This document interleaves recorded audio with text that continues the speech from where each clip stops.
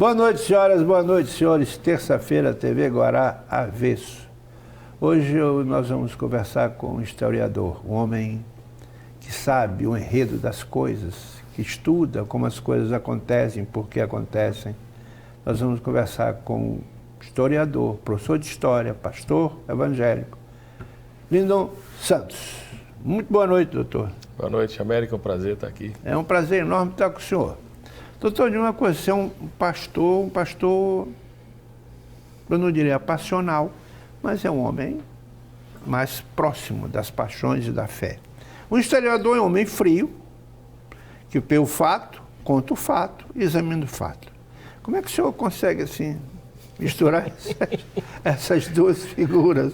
Essa pergunta é, assim, repetidamente feita para mim, né? Como é que eu consigo conciliar? Isso. Porque na nossa sociedade parece que se criou uma oposição entre fé e ciência, né? Sim. E entre a intelectualidade e a fé ou a crença, né? Por uma herança positivista. Isso.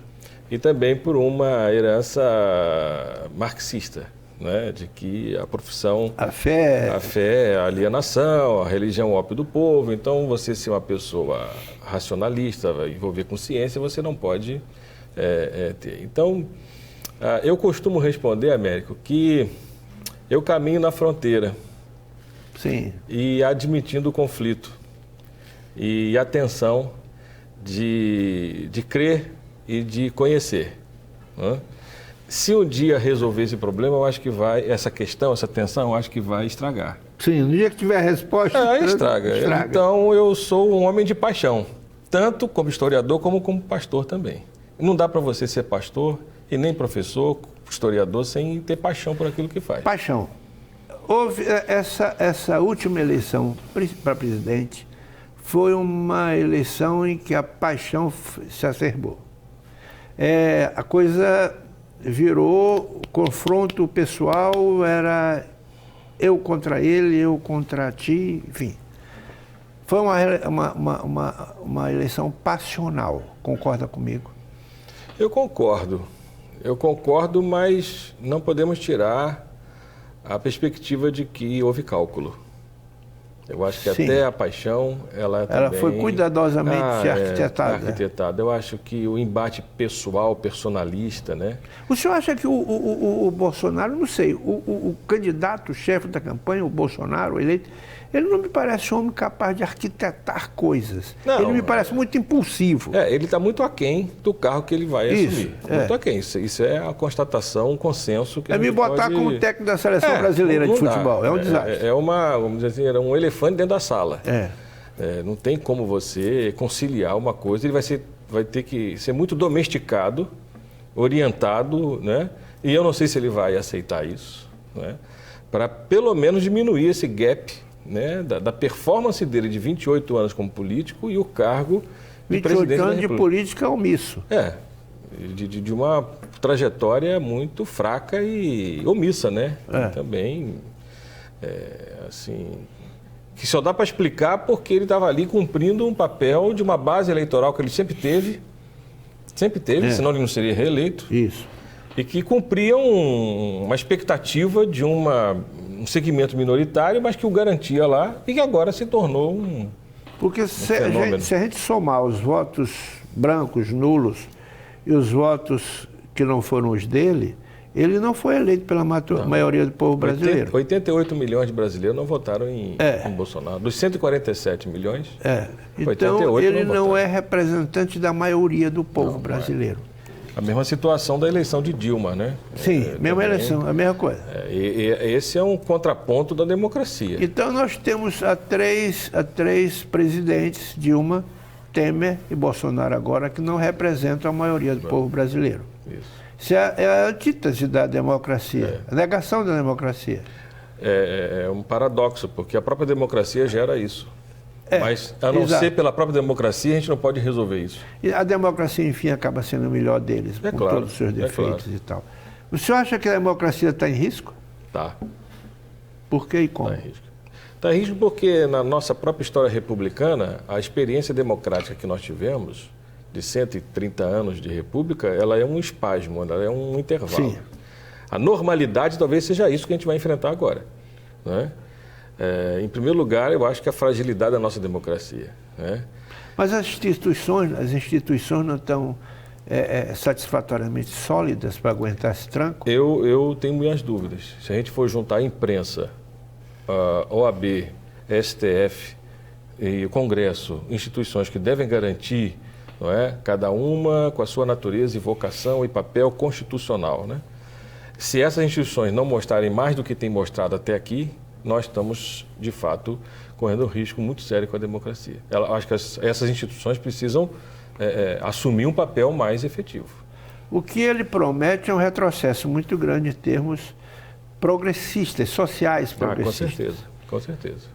O senhor acha que esse retrocesso, esse Congresso que está aí, mesmo renovado, ou talvez até por ser renovado, o senhor acha que ele vai ter dificuldade de implantar esse retrocesso anunciado? Eu acho que ele vai ter dificuldade. Eu acho que ele vai ter dificuldade, porque com todas as críticas que possam ser feitas ao governo do PT, não é? As instituições democráticas funcionaram. Todas. E foram respeitadas, né? Isso. Todas funcionaram. E isso é parte da experiência recente de 30 anos, desde da nova República, da Constituição de 88, né? Então, me parece que ele vai ter um enfrentamento, e eu não sei qual vai ser a reação dele, se vai endurecer contra esse enfrentamento ou se ele vai tentar negociar, que é o traço da política feita, o presidencialismo de coalizão, sim, desde Fernando Henrique Cardoso, sobretudo, né? Esse arranjo. Então, se não for o presidencialismo de coalizão, o que vai ser? Vai ter que se reinventar uma outra lógica dessa política, ou então ele vai ser coerente com o discurso que ele tem feito, né? E talvez comprometer as instituições democráticas. Porque me parece que ele não está muito pronto para o confronto, né? Não, o confronto dele é belicoso. Ele não tem habilidade para isso. E num confronto democrático, você tem o nível da negociação o tempo todo.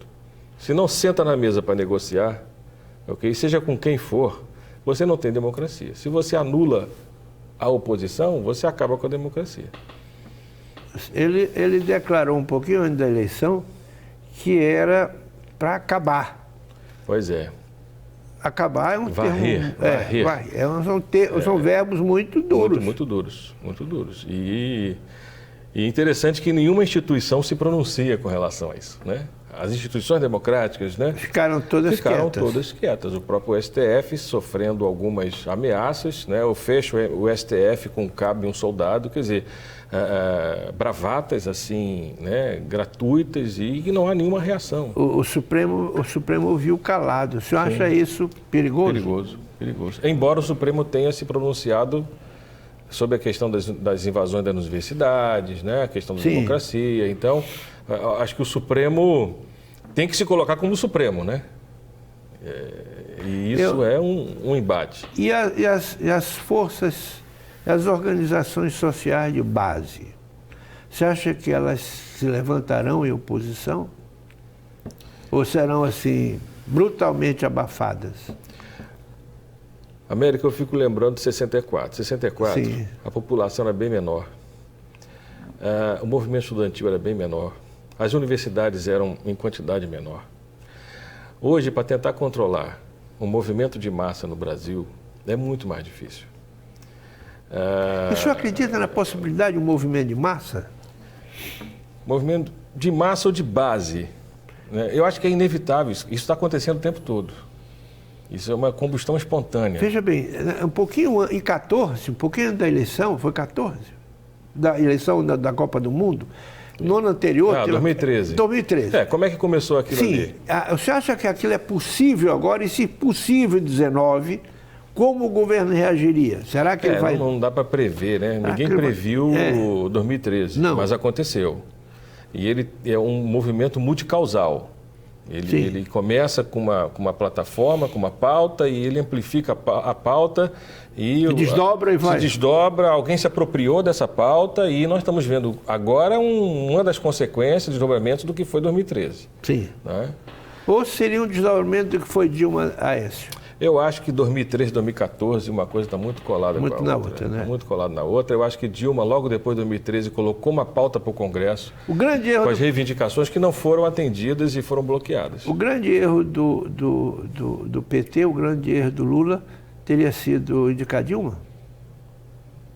Ela não estava pronta para aquilo? O grande erro do PT foi, primeiro, se tornou um partido de poder e profissionalizado. Sim. E se distanciou das bases. E se aproximou demais da direita. Se aproximou demais da direita. É você negociar demais com o outro lado e você acaba se comprometendo e isso criou uma mágoa, um ressentimento na sociedade. Foi. E isso vai, para reverter esse ressentimento, vai demorar um tempo ainda. O povão se sentiu traído. Sobretudo a classe média, né? Uma classe média que tem essa indignação moralista, às vezes muito hipócrita. O mais lamentável, professor, é que ele teve tudo para fazer um grande governo. Todas as coisas, o pai popular, a expectativa. E aí... Mas era para ter feito se aproxima política, de Sarney, se aproxima não sei de quem, se aproxima da direita mais conservadora possível. E naufraga. Pagou o preço, né? Pagou um preço. E assim, os movimentos sociais estão aí.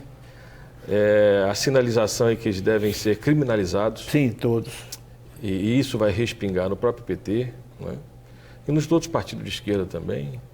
E isso vai ser um dos retrocessos que estão aí no horizonte. E como essas instituições populares, as pastorais, o MST, os sindicatos, como eles reagirão? E será que eles vão ficar sendo ouvindo e calados, sentados, ou eles partem para tentar manter? Se é movimento social, não pode ficar passivo. Agora, a questão é como agir.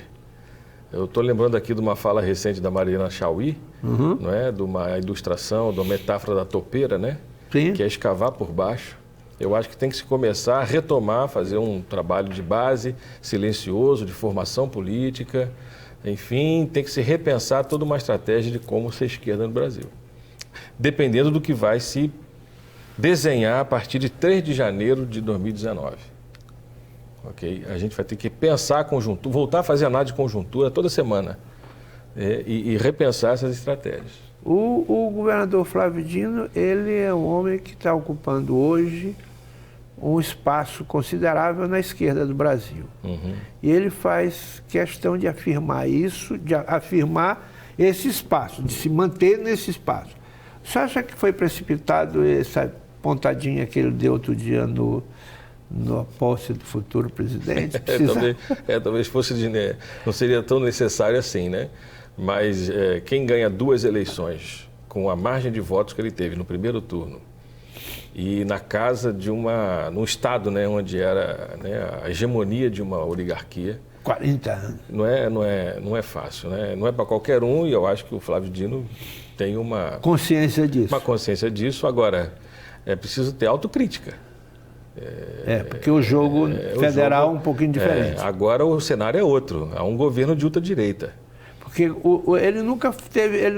Temer nunca morreu de amores por ele, até por causa do PMDB. Mas agora não, agora ele vai enfrentar um governo de oposição a ele. A ele, O Bolsonaro não, mas de desculpar o apoio que ele deu a Haddad. A começar de que Temer foi um tampão, né? Temer nem de interesse, foi. nem foi. Temer não foi. 90% de rejeição popular, o Temer foi um inócuo. Inclusive, todo mundo de repente se esqueceu de Temer. Então tem Temer, ele é não tem mais nada. Desinteressante que você se esquece dele. Agora, a partir de 3 de janeiro, 2 de janeiro, a história é outra. A gente vai ter que estar atento com o desenho que vai se constituir com esse governo Bolsonaro. O Moro, será o ministro de Justiça, parece que vai ajustar o ministério. É um superministério. É o superministério. É um subministério. O Moro com aquele complexo de Batman é um perigo. A gente volta já em um minuto só, o nosso primeiro bloco esgotou, professor. É um instante só.